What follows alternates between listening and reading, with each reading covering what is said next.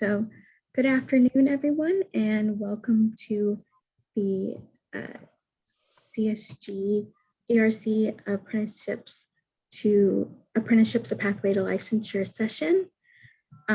Today, we will be joined by Senator Alison Clarkson, Director Joan Dolan from the Maine Department of Labor, Niray Shah from Social Finance, and lastly, Korey Johnson and Josh Gaines from the CSG Justice Center.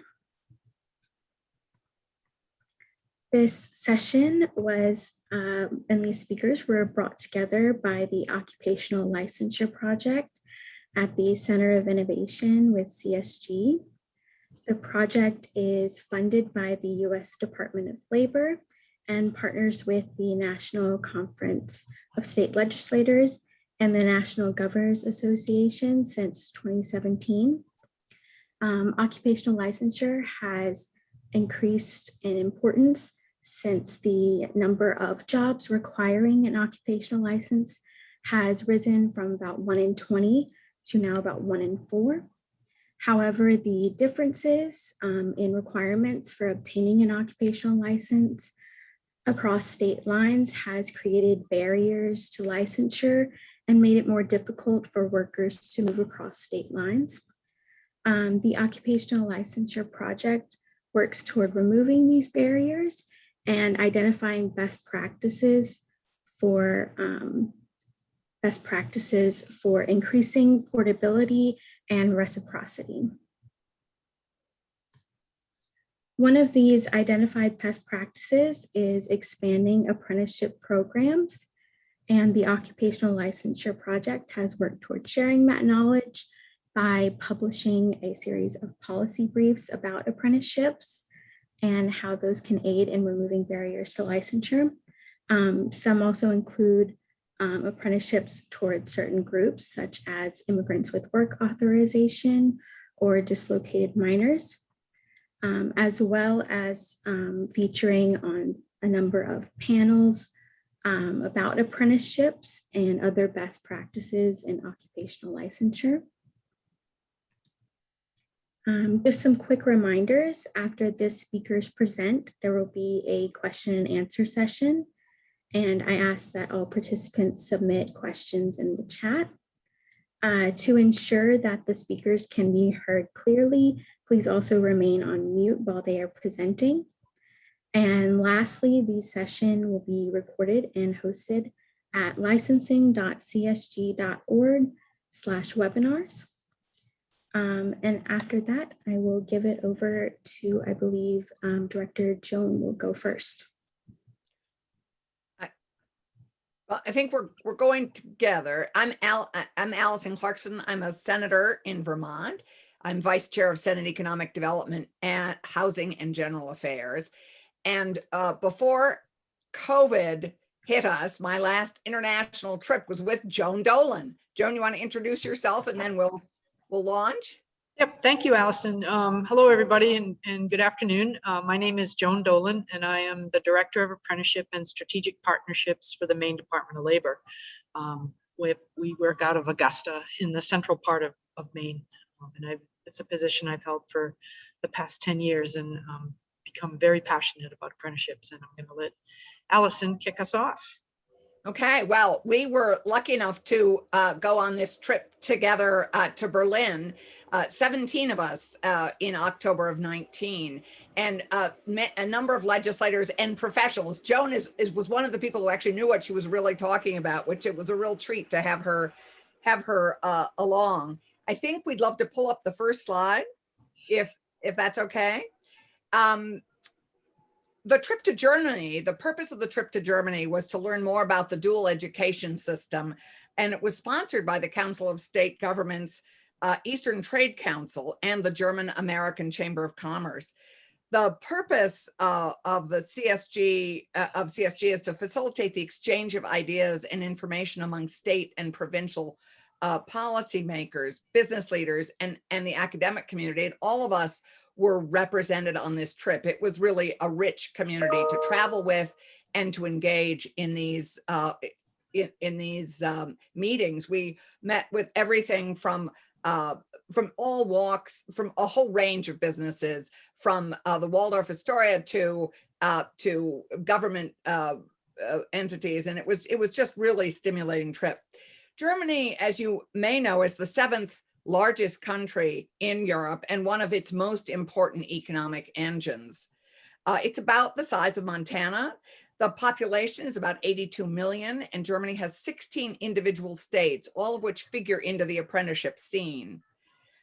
University is free for everyone in Germany, including refugees, those who've chosen to live there, and all non-Germans. And we went to learn about this internationally renowned dual education apprenticeship system. Over centuries, Germany has developed a robust apprenticeship program. In 1181, in the 12th century, the first certificate of apprenticeship was issued for a wood turner in Germany, and they have been honing the system ever since. Now there are 326 professions have programs of earn to learn. So dual enrollment apprenticeships, 75% working and learning and 25% in the classroom. Despite this, the biggest workforce challenge in Germany is to find skilled workers. Just as in America, upskilling of the German workforce is becoming more and more important. In Germany, about 50% of the students leave general education, early education, where everyone is in the same boat.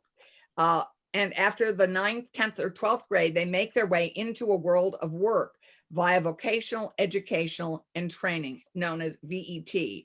One particularly common form of VET is the dual education system. And so I think we wanted to go to slide number 2.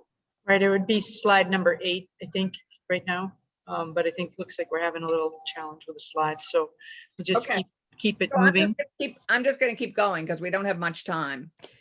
Germany shares borders with 9 other countries with a gross domestic product of about 3.7 trillion US dollars, and is, as I said, the fourth largest economy behind the US, China, and Japan.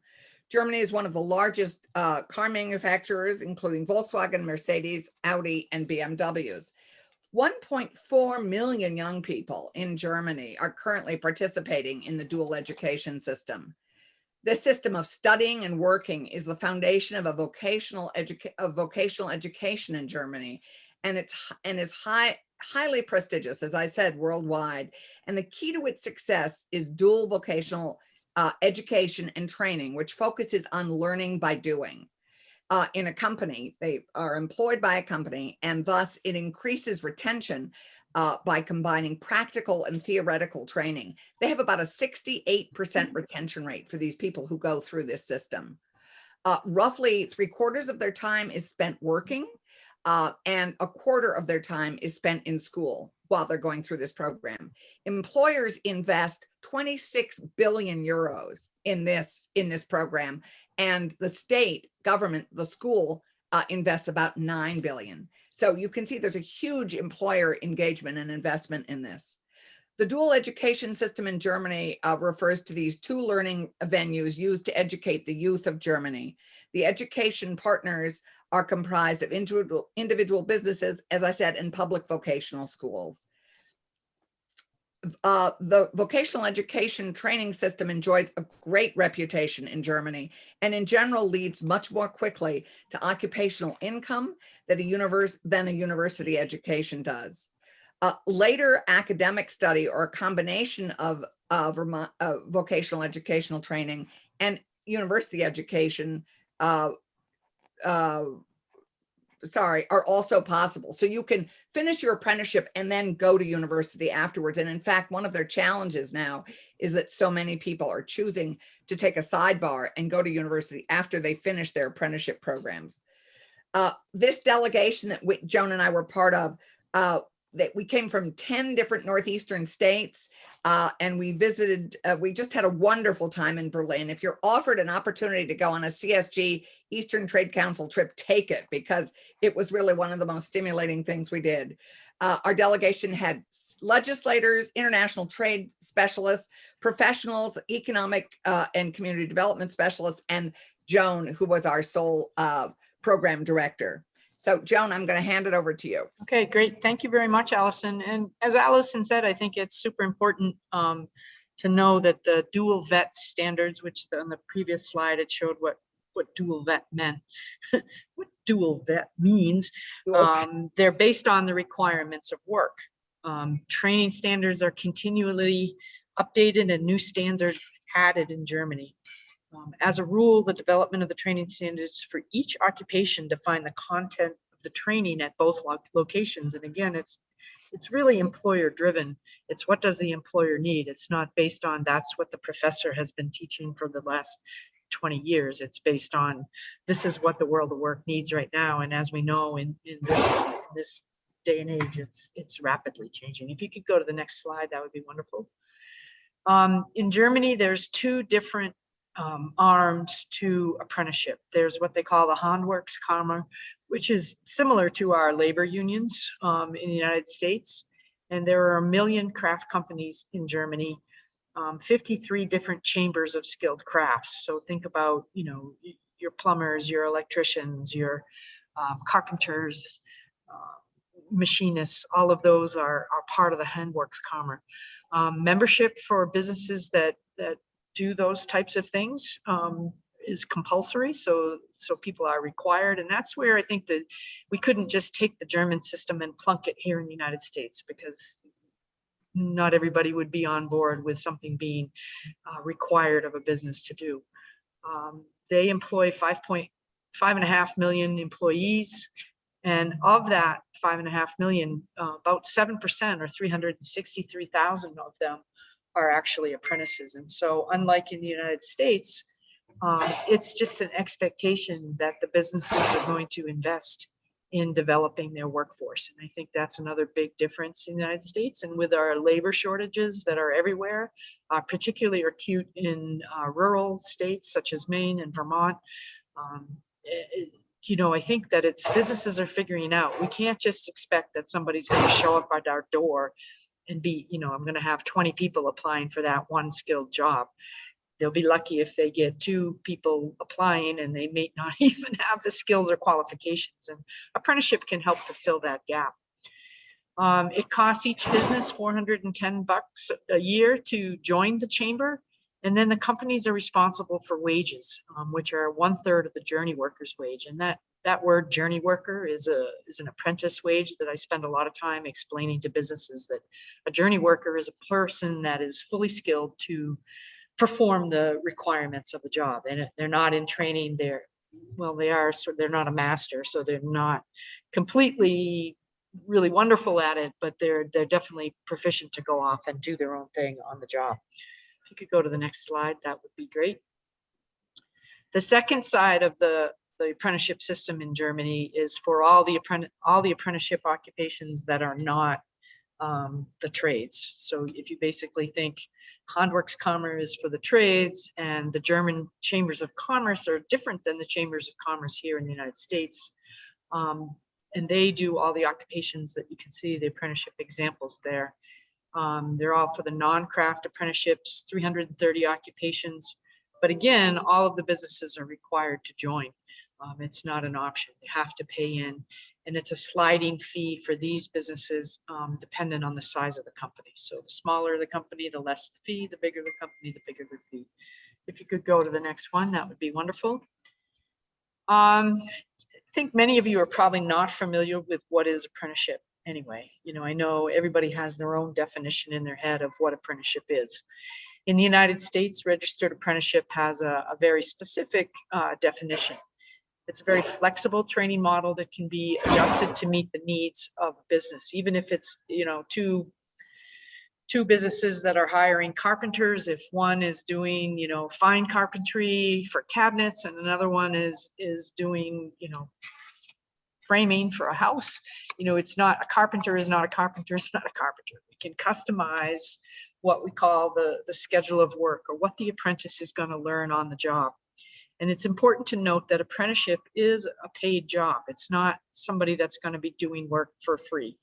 It's against federal labor laws to do work for free. So people need to get paid, and there's minimums that go along with that. And the other piece that often surprises people is that it includes at least 144 hours of classroom training that supports the on-the-job learning that the apprentice is undertaking. It has to be at least a year in length and has a wage increase that's agreed to when the apprentice signs on. And I think probably most important for this conversation is that it's a national portable credential that's earned. So if you earn a credential in New Jersey, you should be able to take it to Maine and be recognized. There might be some licensing, additional licensing board requirements, but the basics of the education and the on-the-job learning should be met. It should be transportable from state to state. Apprenticeship has grown exponentially since 2011, 70% growth. And 69% of all apprentices in the United States are found in the construction sector, but we're really moving into more of the non-trade crafts at this point in time. The other difference between Germany and the United States is that 94% of most of the apprentices in the United States are adults. The average age of an apprentice in the United States is like 28 or 29 years old. In Maine, it's 32 because we're the oldest state in the nation. And I think that that's something that we really need to change in this country, is we need to connect our youth to work experiences and to learning on the job and all of those things that they do so wonderfully in Germany, to apprenticeship, because then they're getting a structured curriculum on the job learning combined with a structured classroom training. And if you want more information on apprenticeship, there's a website there that you could check out. It's a great federal website that has lots of information. Next slide, please. I was asked to talk a little bit about the healthcare apprenticeship programs that we have in Maine. And we have about 10% of our apprenticeship programs in our state are in the healthcare realm and in those 4 occupations that you see over there on the left-hand side of the screen. Nursing residency programs of a year long with additional classroom training for nurses who have already gone through a 2 or 4 year nursing program, and then to get them up to speed with what they need to do to be effective as nurses on the floor.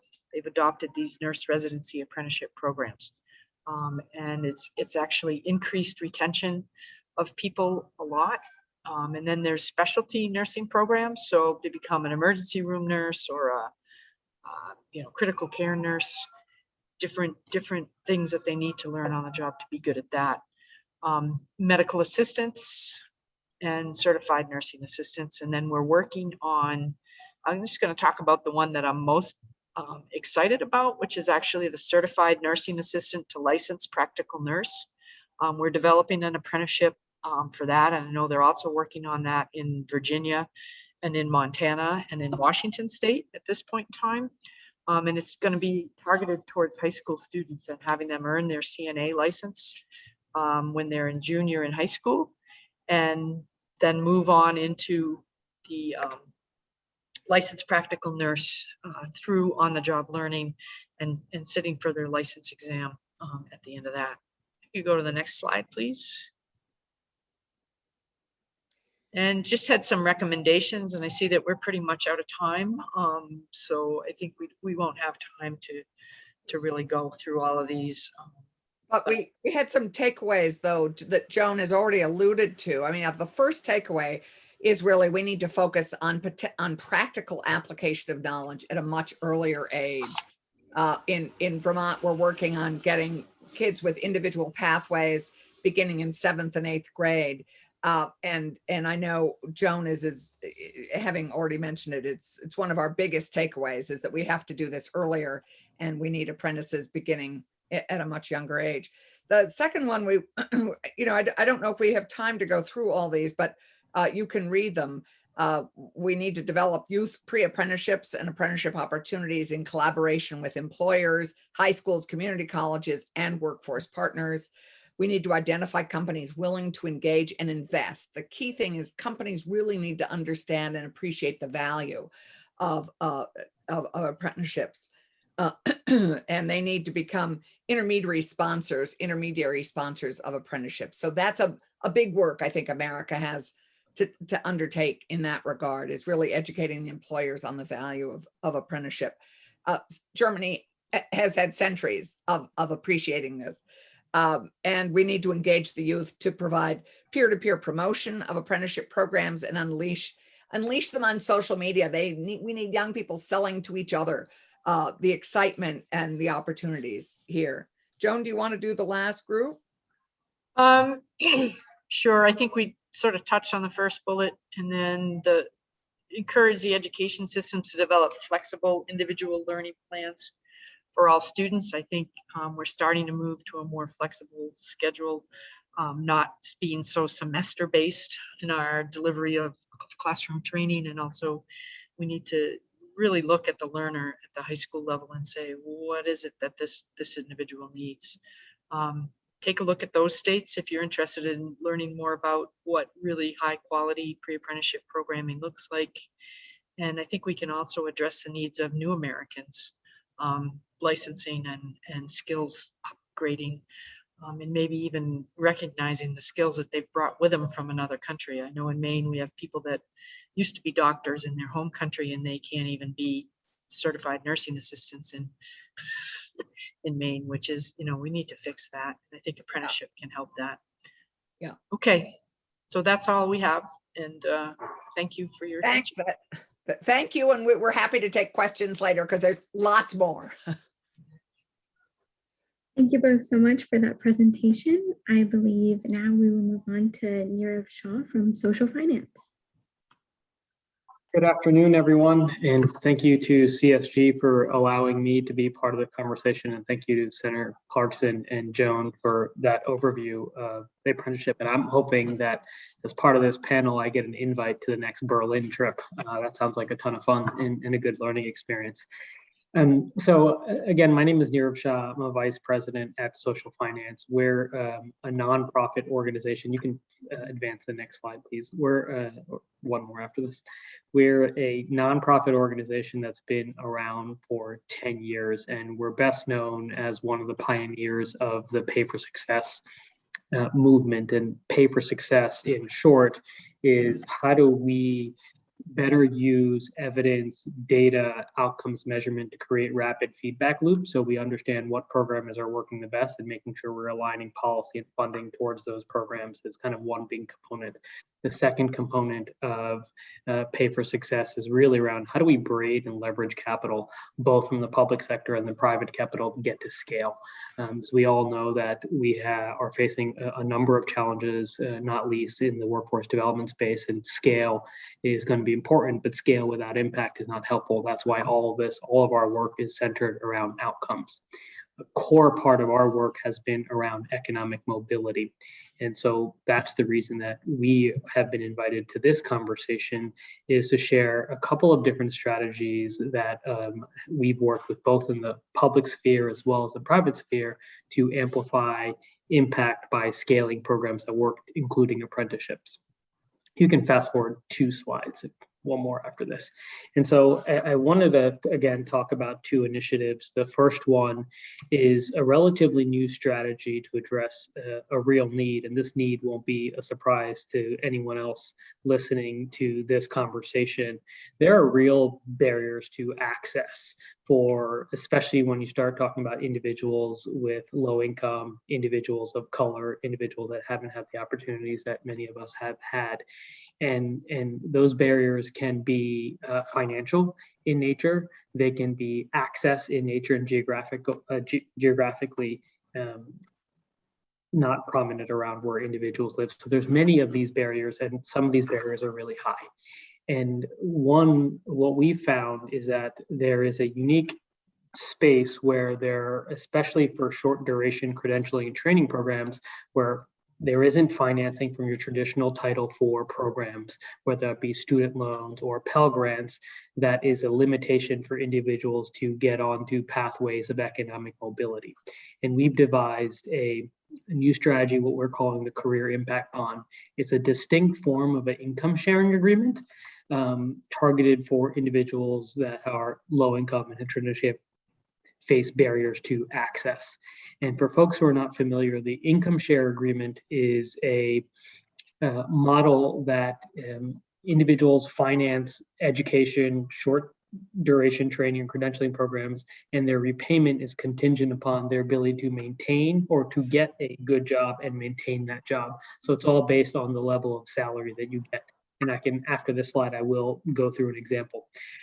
So we've taken this income share agreement and put two innovations on it. One, we've attached wraparound services to this. So what we found in our work over the last 10 years, especially with this population, is that life often gets in the way of persisting through a workforce training program, whether that be an economic shock to someone in their family where they have to get out of the program and get a job right away, whether it is transportation, whether it is childcare.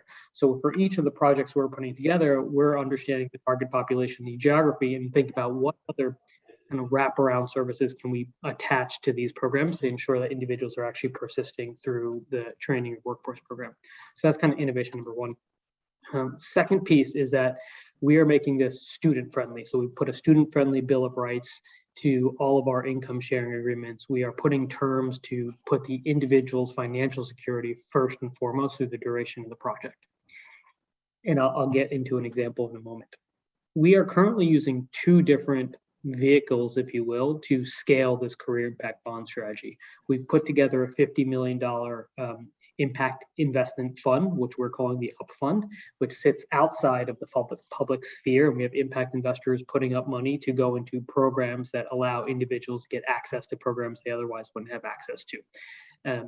Second is we're putting together what we're calling the pay it forward funds, using public funds as the catalyst for career impact bonds for students of different target populations for different sectors.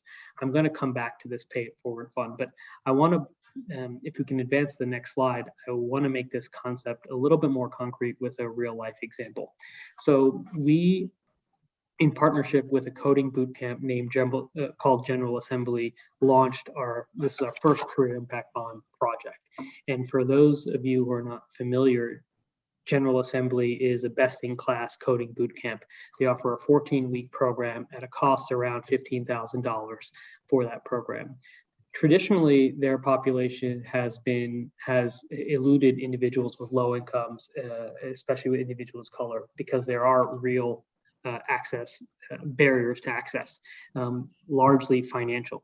So one of the bigger barriers were if individuals in General Assembly is not eligible for your traditional student loans, federally mandated or backed student loans, or Pell Grants. So individuals either had to put up $15,000 out of their pocket, which many individuals don't have. Many individuals were challenged that they couldn't forego working while going through a 14-week program. And they couldn't access credit from the private markets because their credit was dinged. And so we formulated this career impact bond strategy, and the target population is specifically individuals that have low income. So we have income threshold as the eligibility criteria, poor credit histories, or individuals coming out of the incarceration system, or is exclusively who we're focusing this program on. And the way we've set up the terms is that an individual is not required to pay unless they get a job of $40,000 coming out of the program. Their share of the income, if they do hit a job above $40,000, is 10%. That is a repayment.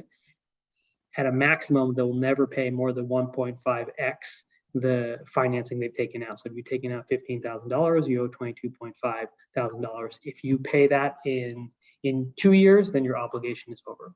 And then another factor we put in there for student friendliness is that there will be no payments after 4 years. So if you do not pay back your financing after 4 years, your obligation is over.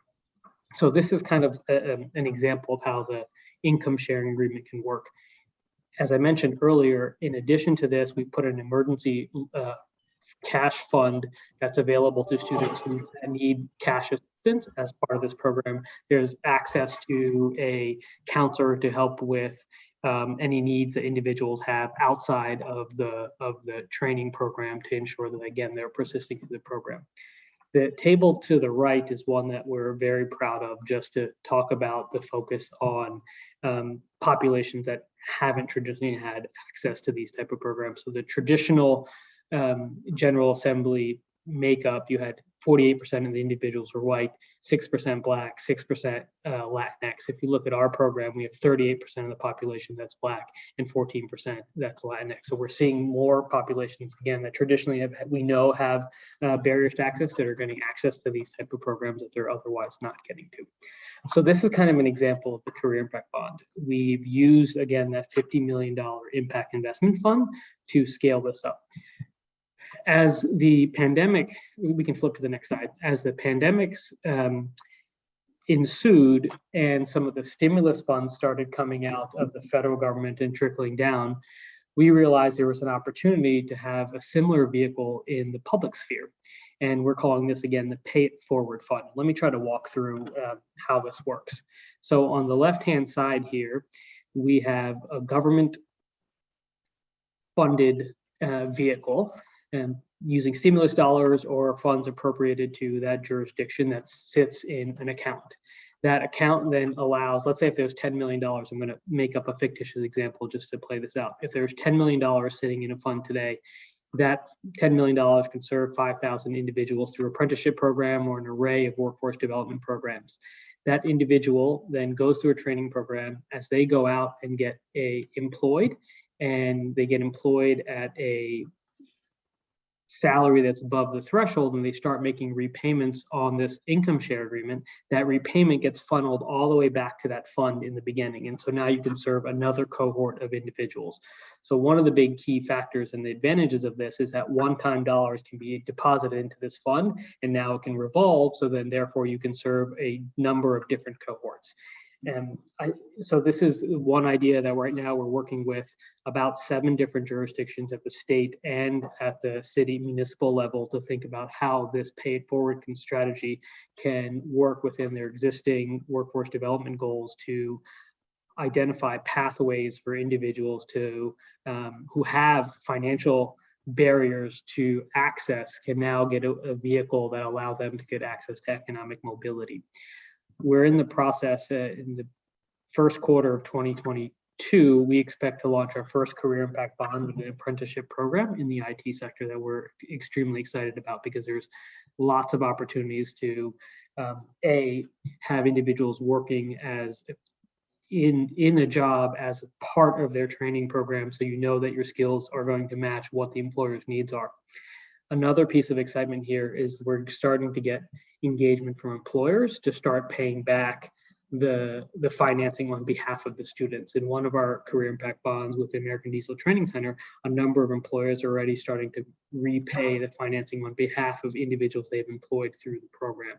And so we're trying to find more creative ways to get employers at the table to either take in individuals that have the right credentialing that meets their labor force needs, but also help putting in some financial skin in the game to ensure that individuals are financially set up that they can stay in their company or in their sector for a long period of time. So that's kind of the Pay It Forward strategy, and happy to discuss more about it. These is a quick snapshot. This slide is a quick snapshot of some of the jurisdictions that we're working with to implement and launch a Pay It Forward fund.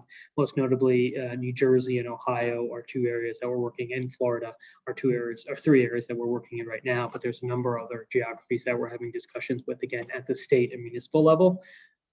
Think it's a prime opportunity for stimulus funds, especially as many governments through our conversations are grappling with how do we use this one-time fund to not inflate our budget and then create an ongoing, but inflate the size of our budget till we can't afford in future years. And this is potentially a good one-time use of those fundings that can, again, revolve and recycle to serve many more individuals. So that's kind of strategy number 1. Strategy number 2 is work that we've been doing for a long time since our organization started. Please advance to the next slide. And we're working with the New York State Energy Research and Development Authority on an outcomes-based contracting to help get more individuals onto clean energy workforce development pathways. And the focus of this initiative is really around how do we use data and specifically focus on outcomes to prove the benefit of workforce development strategies in order to try to get more funding over time into these very successful strategies. So it's using data and outcomes to make a return on investment case that allows increase of funding for these types of programs to advance not only the economic engine of the geography, but also to identify pathways for individuals that are in poverty to get them out of poverty. And in this project, there is a federal pay for success legislation that was passed in 2018, I believe, called the Social Impact Partnerships to Pay for Results Act, CIPRA. It's a long acronym, we did not create it. And so we partnered with New York State to apply to this federal pot of money, and were awarded $8.2 million. And so NYSERDA is using their own budget dollars to fund the workforce development programs. And we're looking at the specific outcomes of earnings increase relative to a group of individuals that don't have access to these programs. And if this program proves successful in increasing earnings for this population that goes through clean energy workforce development programs, there's going to be a payment that comes in from the federal government down to New York State Energy Research and Development Authority in order to then use that funding to further scale up the program around workforce development, all outcomes contingent. In one of these models, we are also looking at programs that can be or apprenticeships where individuals are getting a combination of training in a classroom type setting, but are also then being placed with employers to round out their education in with a specific employer that can be a pathway to further career advancement. And so these are examples of two different strategies that we're using to help people get on pathways of economic mobility and are hoping to incorporate more of the apprenticeship model. So I'm going to pause there, and I know there's other exciting topics coming, but happy to take questions at the end if time remains. Thank you. Great. Thank you so much for that presentation. Also, as another reminder, any questions you have, just submit them in the chat and we will get to them at the end. Now we will hear from Korey Johnson and Josh Gaines from the CSG Justice Center.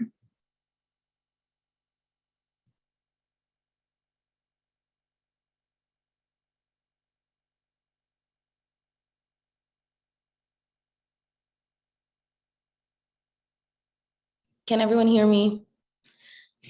Hi, everyone. My name is Korey Johnson. I'm super excited to be here. I'm a senior policy analyst at the CSG Justice Center.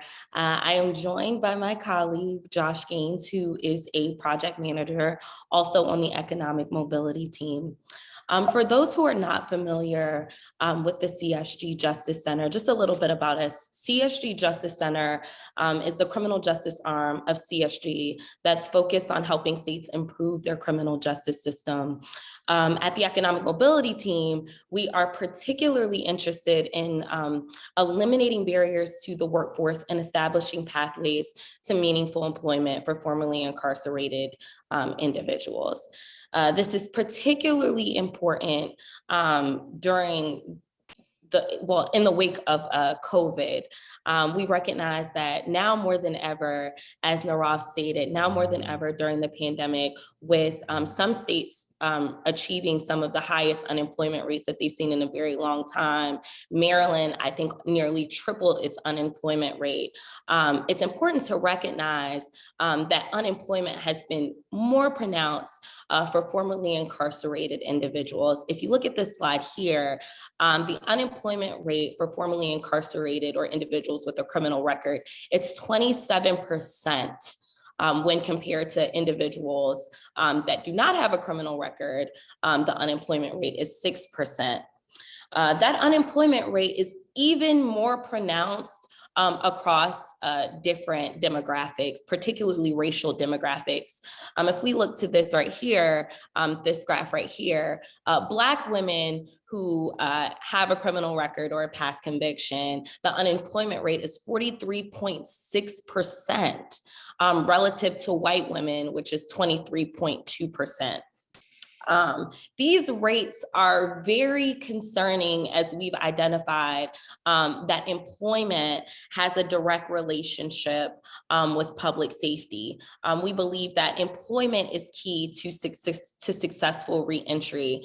Recidivism rates decrease about 6.7%. When individuals are employed, which kind of leads us to, solution-oriented. How can we focus on successful reentry strategies, and what they look like requires a consideration of legal barriers to employment that encourage positive outcomes. So one of the ways that a bunch of states have been making inroads into employment for formerly incarcerated individuals has been through apprenticeships as a gateway to licensure. Apprenticeship programs, as already stated, provide pathways to high-paying professions that certain demographics wouldn't ordinarily have access to, or would need a traditional four-year college degree for. Some examples of legislation in certain states: Maryland just passed an apprenticeship for formerly incarcerated individuals pilot program, which basically provides funding or grants for organizations that provide apprenticeships for formerly incarcerated individuals. And then House Bill 1167, also in Maryland, provides tax credits for apprenticeships for individuals, for organizations that provide apprenticeships for individuals with criminal records. It's important to highlight a little bit of why we chose licensure, because even with the best apprenticeship, there can still be a bunch of different barriers to meaningful employment after the apprenticeship. So just to give you an example of how collateral consequences that are a result of a criminal record could then have a limit on the effectiveness of an apprenticeship program. So an example is in Maryland. In Maryland, there is an apprentice, let's say we're a barber in Maryland. There's an apprentice barber license, which basically gives an individual that is seeking a barber license a 2-year permit to study under a Maryland licensed master barber. And so this permit allows that individual to study under the master barber for about 2,200 hours over the course of 2 years. And then subsequent to completing the 2,200 hours, an individual then can submit an application for the occupational license. Now, if an individual has a criminal record, that occupational license is not guaranteed. And so if that occupational license is not guaranteed, there's a high level of uncertainty, and a lot of individuals are deterred away from actually completing the 2,200 hours because because of the collateral consequences that are associated with the license.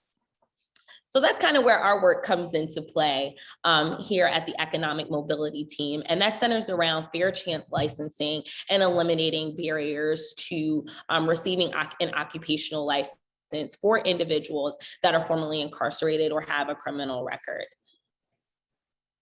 So just to identify some conviction-based barriers across the country, there are more than 13,000 provisions of state law that create barriers to licensure for formerly incarcerated individuals. A third of those must be imposed without exception if a person has a disqualifying conviction. Now, that doesn't mean that the other 2/3 won't be considered for disqualification. So the other 2/3 individuals could still be subjected to. 3/4 of the 13,000 provisions of state law are indefinite. It doesn't matter when it happened, when you were convicted of the crime. If you are convicted of that crime, that persists indefinitely. Needless to say, with those provisions, many individuals are deterred away from actually participating in an occupational licensure application, even if they're qualified, right? So going back to the example of attempting to obtain a cosmetology or barber's license with a conviction, right? We're gonna spend 1 to 2 years in training or in an apprenticeship, right? $20,000 in, results in expenses or tuition, right? And then there's this criminal conviction that's added into the mix, which makes the licensure very uncertain. Okay, so a lot of individuals are deterred away from even obtaining an occupational license or participating in an apprenticeship program that could lead to an occupational license because of this, I guess, high level of uncertainty. So a bunch of states, over half, have enacted broadly applicable fair chance licensing laws in one form of another, and they are based on 3 main principles. And you can see them here. I can read them aloud if that's helpful. But the first is that licensing bodies should have the authority to deny applicants with past convictions that directly relate to the tasks and duties of a licensed activity, that licensure would require an appreciable risk to public safety. So making sure that there's that connection between the tasks and duties and the actual past conviction.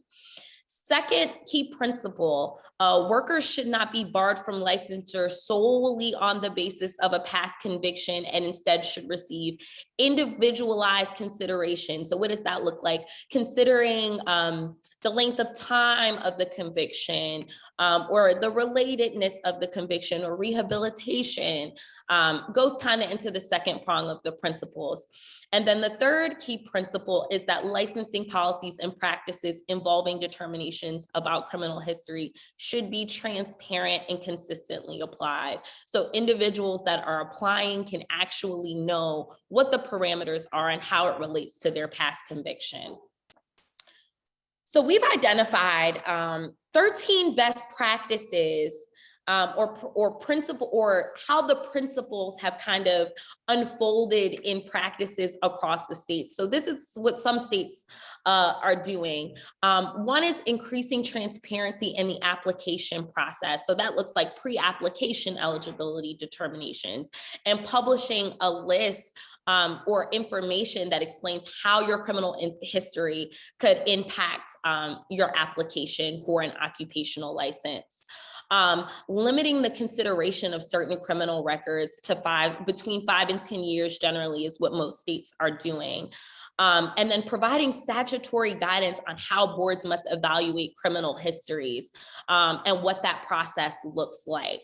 And so most of these best practices are very straightforward, super easy, common sense ways that we can just make sure that we're eliminating the barriers to employment for formerly incarcerated folks so that they can enter the workforce.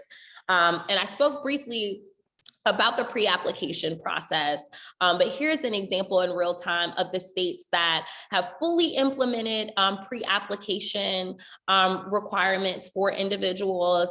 It's about 19, and then there are 2 states that have partially implemented pre-application determinations. And just a little bit more about pre-application determinations. Essentially, an individual or a worker with a criminal record would seek a determination from the board prior to obtaining an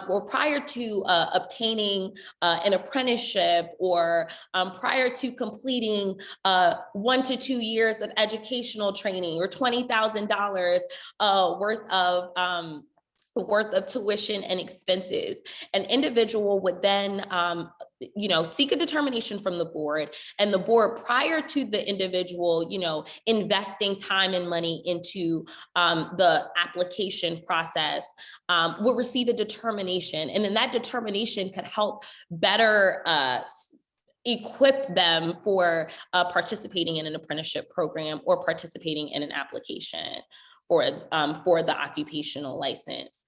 I would be remiss if I didn't shout out Senator Clarkson and her work on the Senator GovOps committee that led to the passage of House Bill 289, which creates the specific factors for determination for individuals with criminal records. And we are also super, super excited to work with the Maine Department of Labor this upcoming session.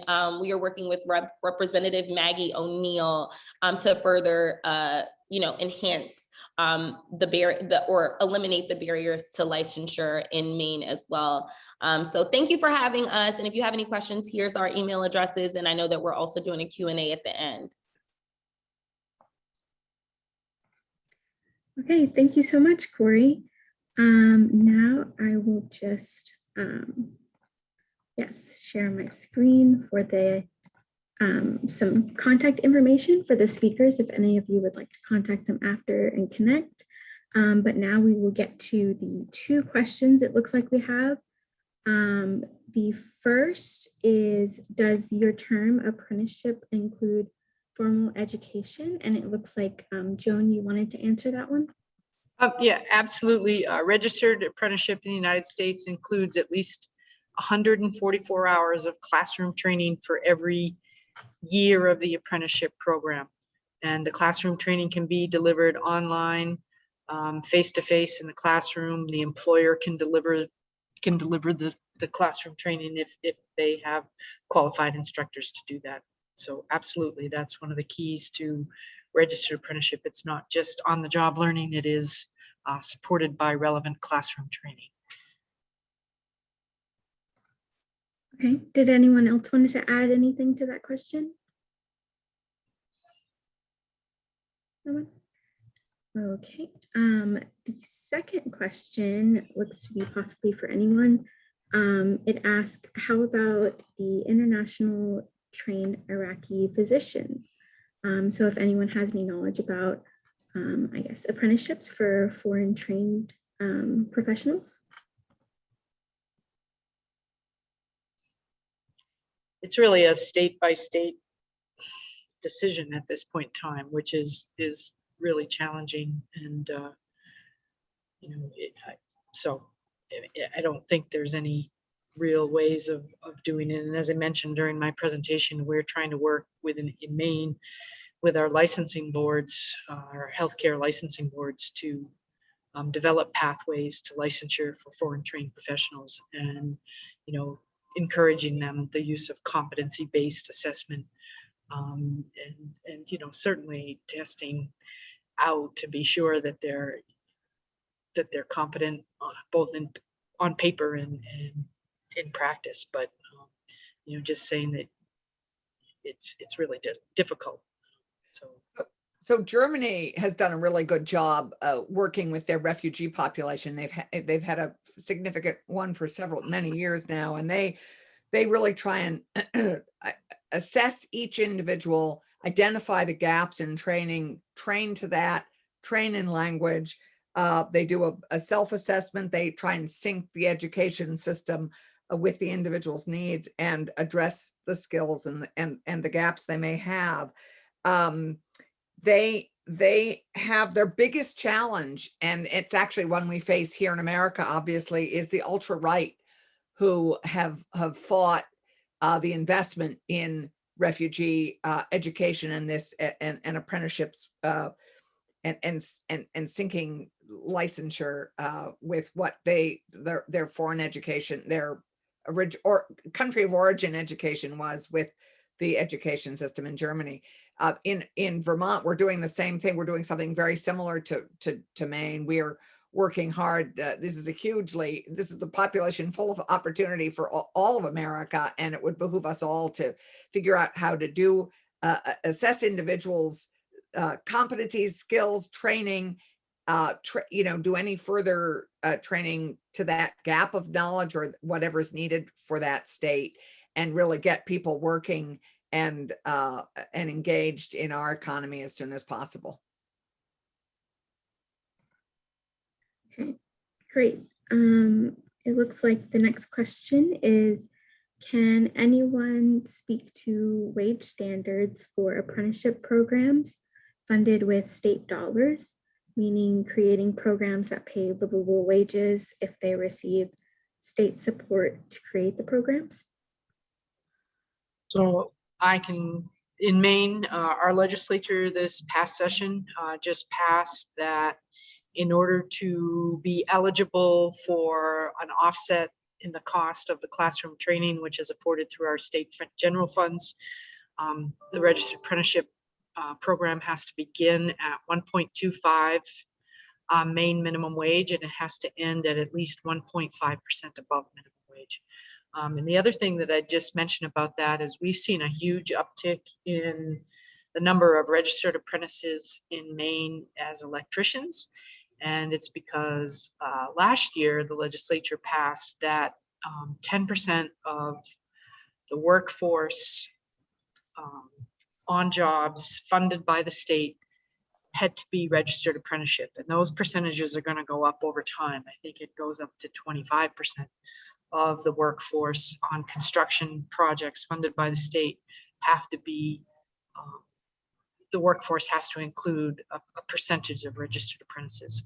And the other good thing about registered apprenticeship, which I didn't have a chance to talk about, is that we have to send EEO standards, and sponsors or the businesses with more than 5 or more apprentices have to write out exactly what are you going to do to attract minorities, women, BIPOCs. What are you going to do that? And then we go in and monitor and look and say, where did you advertise? Show us proof that you did this.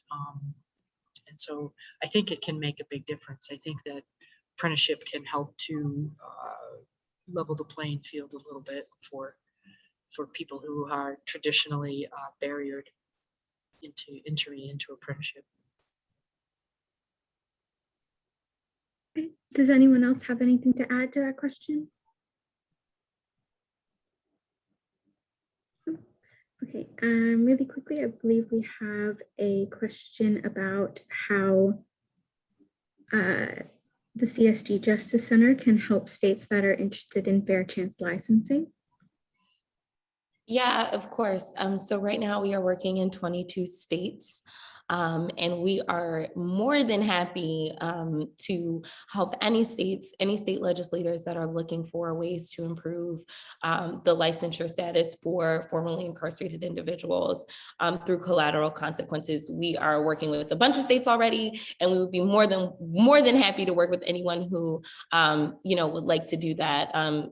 Whether it's research, whether it's connecting with other legislators, whether it's, doing presentations, we do it all. So if anyone needs help with anything, we are definitely here. And Josh and my contact information is on the screen. So definitely would love anyone who is interested to reach out to us. Great. And it looks like we just have one more minute here, but I believe we have a raised hand. If someone would like to say something, let me see. I'd love to, because I think Korey and Josh's work would be wonderfully partnered with what Niray is offering, because it strikes me that these career impact bonds would be really well spent on people who are currently in our correction systems. And obviously the alumni of our correction systems could benefit as well. And I would hope that actually, to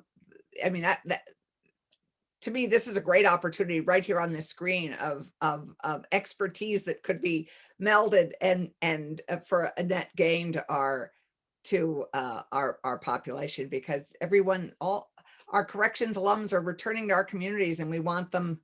The best public safety measure is a good paying job. So it strikes me that those career impact bonds would be well spent on some of our alums of corrections and or people who are still in corrections. I couldn't agree more. I think it's work that we're already doing in pockets like General Assembly as a specific call out for them, but I think we can be more intentional about them, that population as a pathway to getting reintegrated into the community in a stable, sustainable way.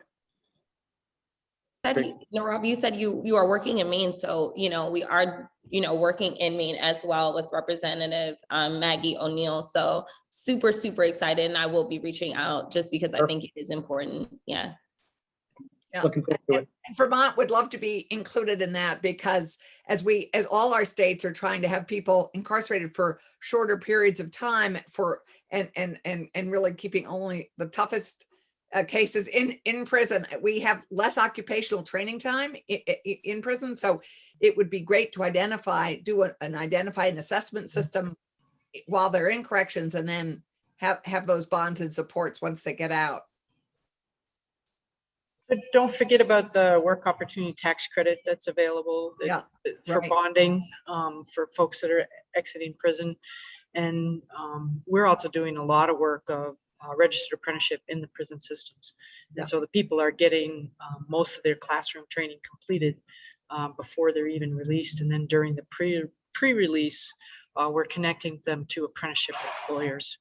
And they're starting to get some of the on-the-job learning. And also don't forget about the opportunities to apprentice right within prison walls. There's maintenance people, there's electricians, there's kitchen staff, there's, things happen within prison that people can be registered apprentices right there. There is a whole CSG session right there.